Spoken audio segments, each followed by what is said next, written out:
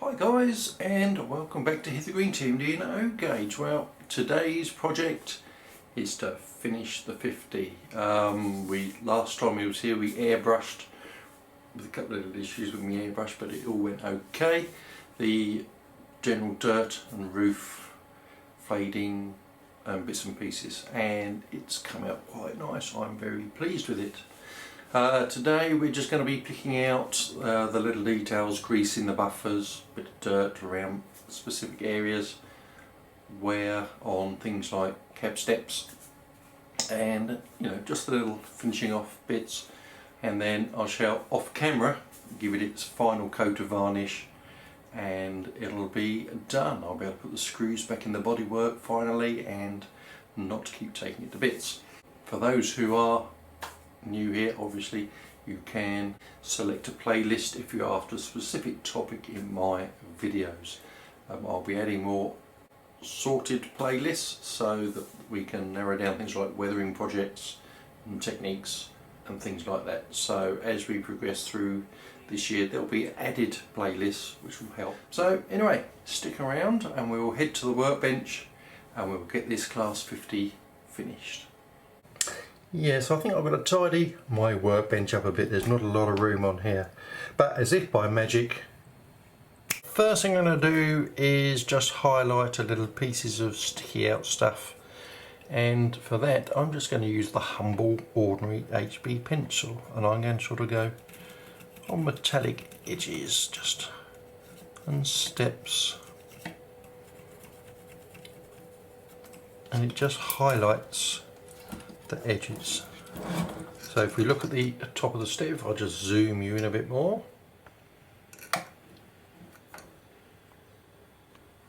And if I just draw across the top,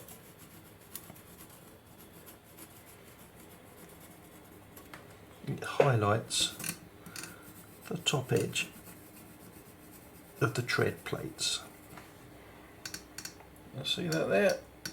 I think that's come out quite nicely.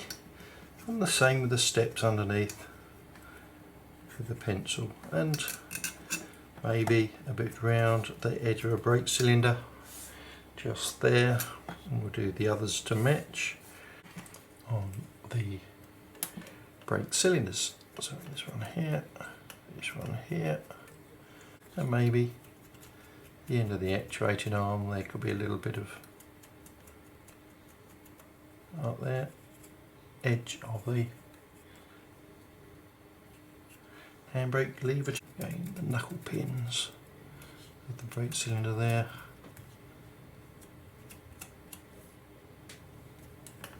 Top of the step.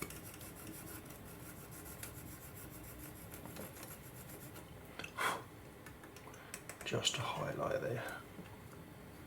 And the edge.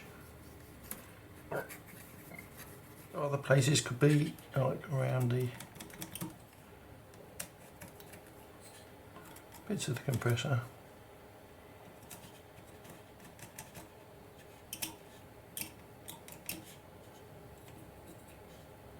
A little bit that might just want to stick out.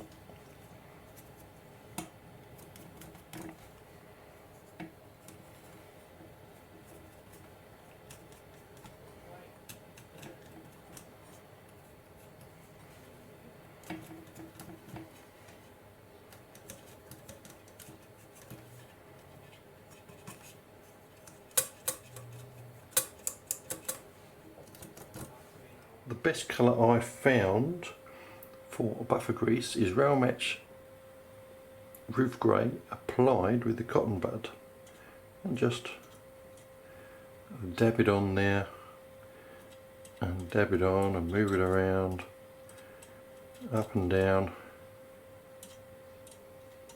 My paint's getting a bit thin, but that is about the right colour for the graphite grease that was used on buffers, although nowadays it appears any colour of grease, any dog of grease will do, but it always used to be a grey graphite grease. And when that's dried I'll dab a little bit more on and just build it up in layers, because my paint is a bit thin where it's been through the airbrush a few times and poured back in. So once I've got this finished, I'll show you where we're up to and the next little job.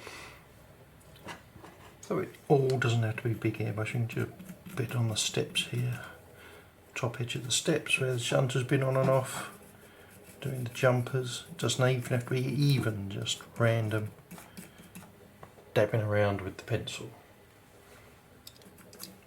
And on the steps on the way down, you can use a dry brush and grey or silver paint,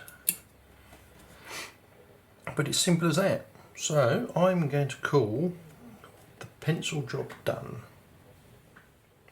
So another thing that you see people do is on buffers, all buffers, they don't know which ones are what, and they will always paint the back here, the shaft of the buffer, a silver colour. Only oleos have the chrome finish silver buffers.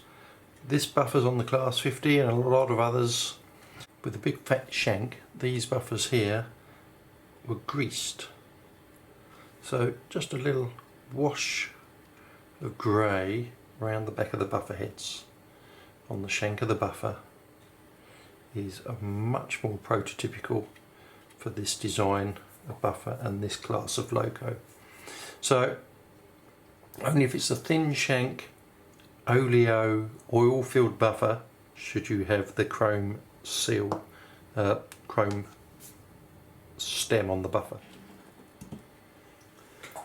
Like these ones here, just a little wash, a little bit of grey, a bit of grease that's been in there at some stage. Some fitter has put a bit of grease around the shank of the buffer. Just rub it in and out there just to make it look worn. And to be honest, that is where I'm going to leave the 50. I'm not going to do any more than that. The buffers are done. A few little highlights here and there. So I'm now going to take this outside and I'm going to spray the whole Loco with a coat of matte varnish. So the next clip of this part of this video will be the reveal of the Loco finished. Catch you in a bit. Exciting, isn't it?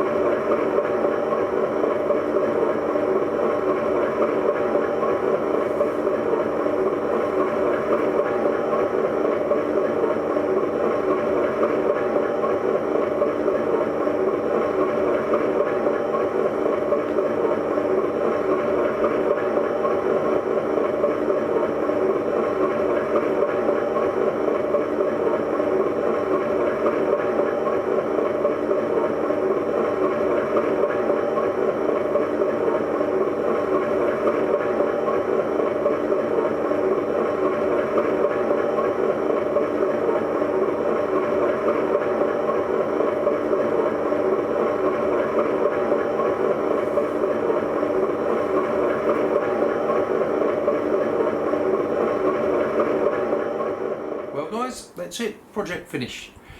All done, varnished, and just going to sit here and dry off for a few days before I do too much else with it.